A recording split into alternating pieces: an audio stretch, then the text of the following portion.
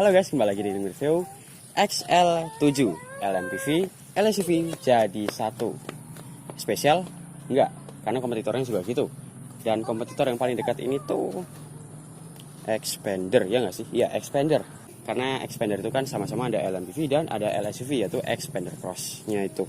Nah, XL7 ini basisnya sama kayak Suzuki R3. Jadi sebenarnya mirip aja, cuma beda di muka sama mungkin ini di body kitnya sama velgnya aja. Sisanya sama, sasis, body, mesin nggak ada bedanya. Dan si XL7 ini punya 3 varian, ada Zeta, Beta, sama Alpha. Nah, langsung aja kita bahas lampunya dulu. Jadi lampunya pakai reflektor LED. Kalau yang si R3 dia pakai halogen projector. Tapi walaupun ini multi reflektor, dia ada levelingnya di sini. Ini ada DRL yang udah LED dan lampu ratingnya masih halogen. Terus model grillnya yang kalau dilihat-lihat kayaknya mirip kayak Fortuner yang lama nggak sih? Tapi bukan ya. Ya secara Suzuki sih, harusnya Suzuki banget. Dan kalau bahas desainnya, sebenarnya XL7 ini bukan yang terbaik.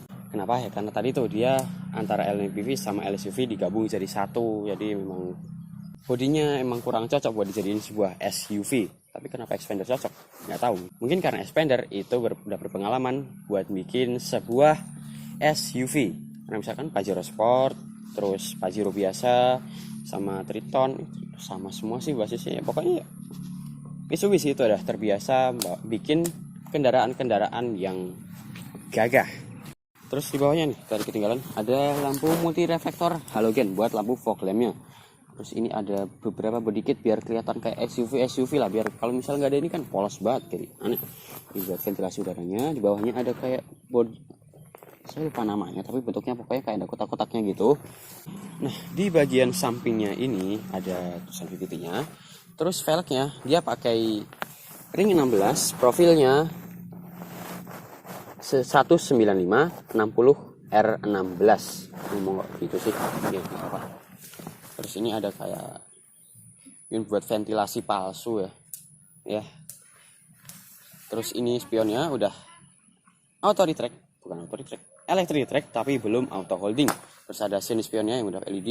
Di bawahnya ada bukan skirt sih. Yang jelas ini body kit biar ini bisa kelihatan lebih ke SUV-an lagi.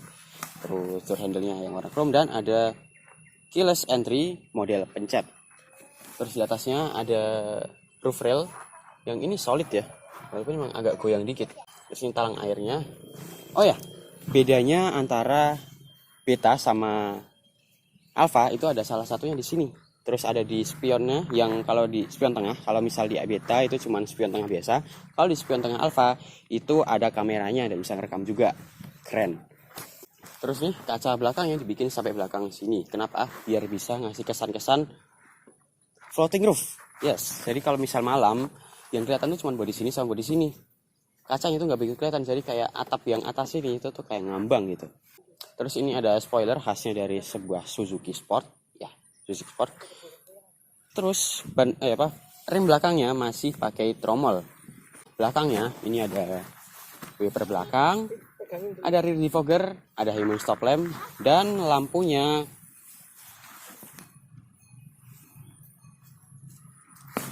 Bang, mobilmu apa bang? Volvo bro. Lampunya mirip kayak si Volvo, jadi memang desainnya mirip-mirip ya. Kalau banyak orang bilangnya mirip CR-V, tapi menurut saya lebih mirip ke Volvo. Ya sebenarnya Jazz juga kayak gini sih model-modelnya. Di sini titik-titik LED kan, terus di sini LED bar, di sini. Terus ada lampu sein yang udah masih halogen dan lampu mundur ya masih halogen juga. Ini buat dalamnya cuma dummy doang. Ini ada tulisan buat Alpha tipenya, yes. Bawahnya di sini ada reflektor. Oke, terus ini ada XL7-nya dan di bawahnya ada bumper ini kayak di depan tadi dan ada sensor parkirnya. Ini saya nggak tahu, lupa namanya ya. Terus nih ada 2 kamera, ini buat kamera mundur dan kamera review mirror. Jadi ini buat bisa dihubungin ke apa itu namanya? Spion tengah. Nah, sekarang kita bahas mesinnya dulu.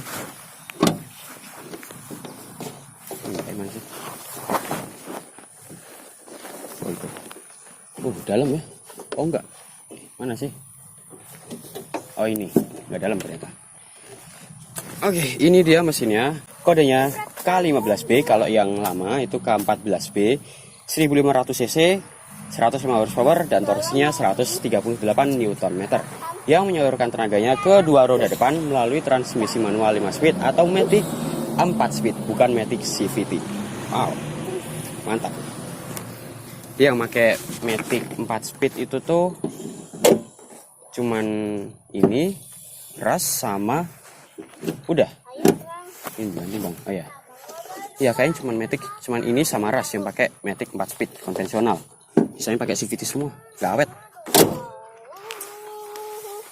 Nah, sekarang kita ke interiornya. Nah, ini dia interiornya.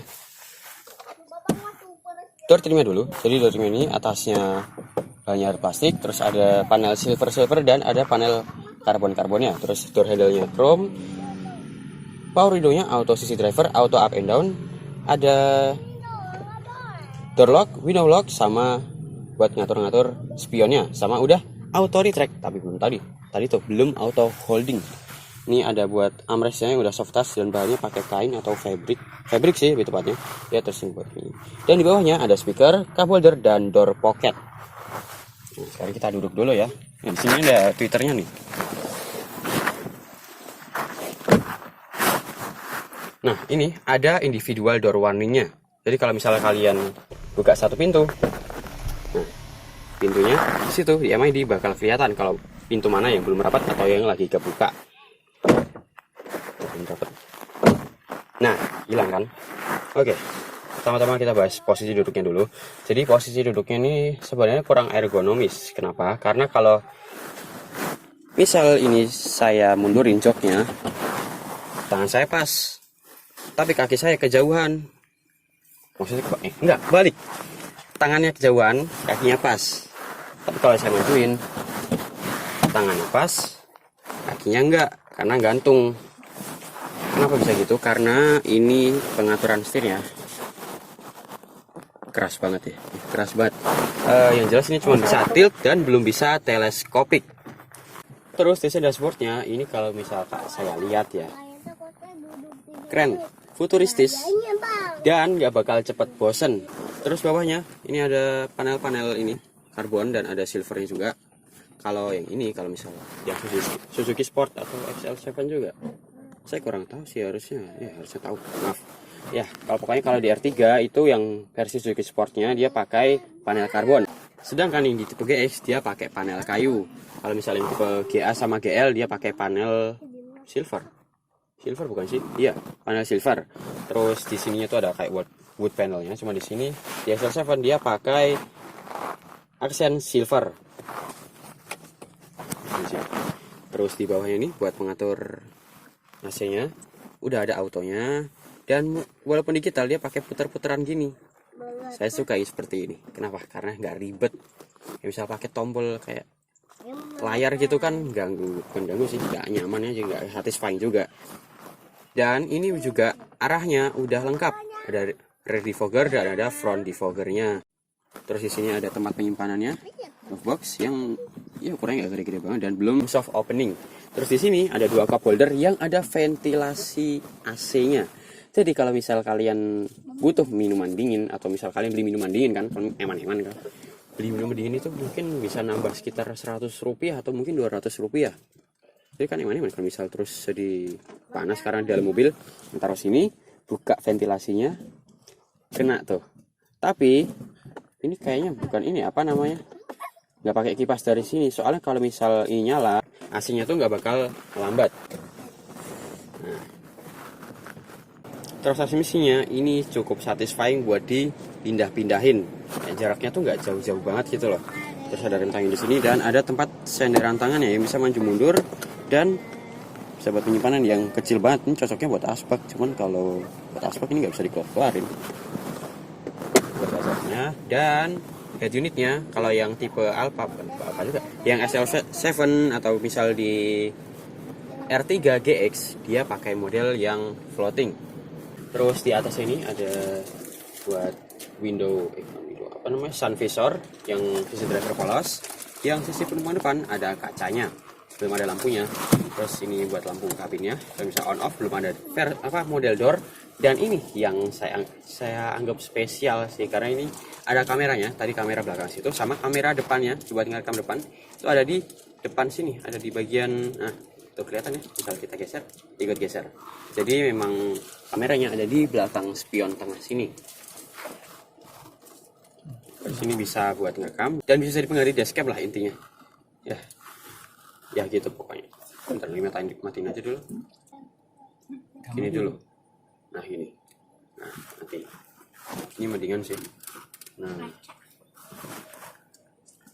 oke, terus di sisi driver dia nggak dapat hand grip, di sisi penumpang depan dapat hand grip yang model retract. Terus panel instrumennya ini ada kayak standar lah, ada speedometer, tachometer sama ini sisa tangki bensin, suhu mesin, tapi modelnya itu loh, saya suka banget.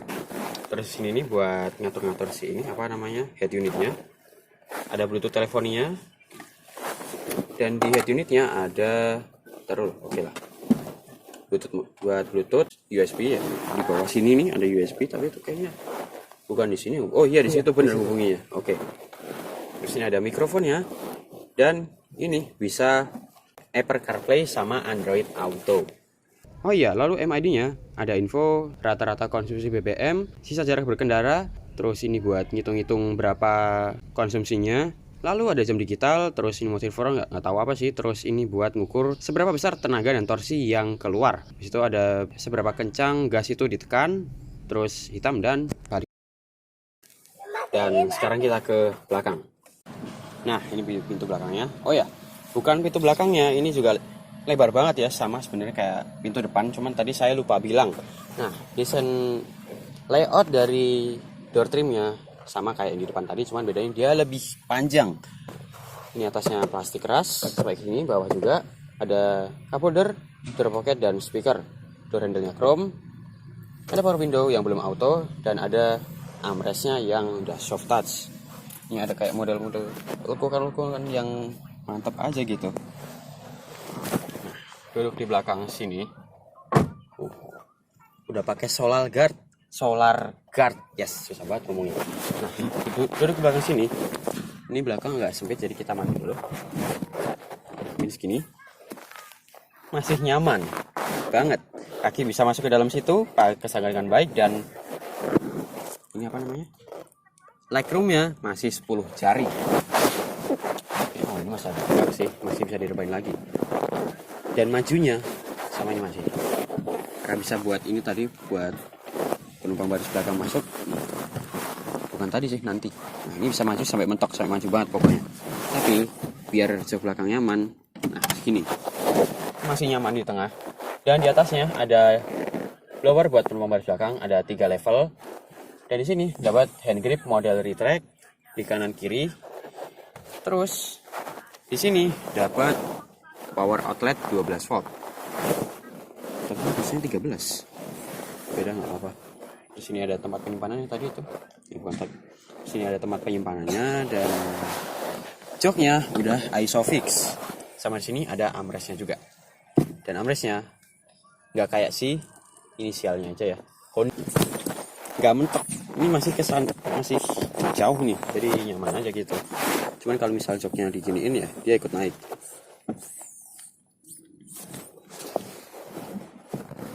Terus di belakang sini tetap dapat seat belt, tapi nggak ada seat belt 3 titiknya.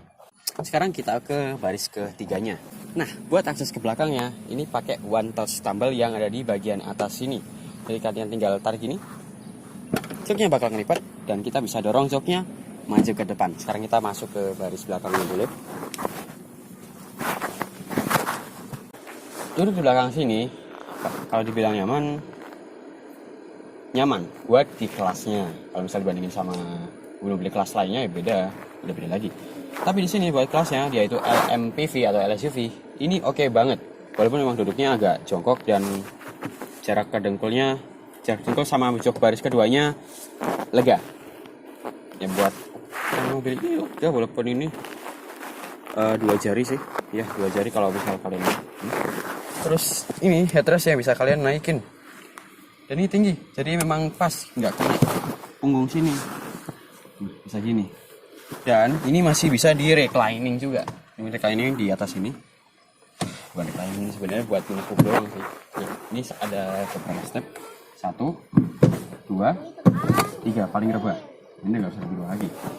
Ini lumayan, walaupun buat jarak jauh memang pegal sih kakinya pasti. Dan di bagian kiri sini dia dapat 1 cup holder dan 1 power outlet. Di kanannya juga dapat 1 cup holder tapi nggak dapat power outlet. Terus masih ada seatbeltnya buat penumpang baris ketiga. Hand gripnya masih model fix. Jadi memang nggak tahu kenapa, mungkin karena memang duduk di belakang. Soalnya kan rata-rata anak-anak ya tadi sempit. Dan anak-anak ini nggak begitu peduli sama yang namanya hand grip. Sekarang kita keluar. Dan setelah kita keluar, kita akhiri videonya. Oh ya, sebelum video selesai, saya lupa soal bahas ini ya, bagasinya. Nah ini ya, buka yang di sini, masih kekunci.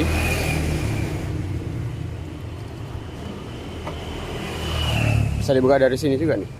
Nih. Jadi di sini di sebelah handle-nya dia ada buat kunci pintunya, semua pintu ya. Ini ada kamera mundur dan kamera parkir, bukan, kamera review mirrornya. Nih, ini dia bagasinya. Jadi bagasinya buat sebuah LMPV A3 ini golongnya standar sih, tapi standarnya LMPV itu lega, jadi mantap. Nah, ini di sini buat ngelipat jok baris ketiganya, jadi turun gini dan dia bisa kelipat rata lantai. Cuman di sini nggak bisa rata lantai karena banyak barang-barang ya. Nah, ini. Dan selain bisa lipat rata lantai, di bawahnya juga masih ada tempat penyimpan tertutup. Nah, ini kanan kiri ya. Tuh, mantap. Oke. Udah. Sekian review dari saya. Jangan lupa like, subscribe, dan komen. Ya komen nggak harus sih, penting share. Sekian.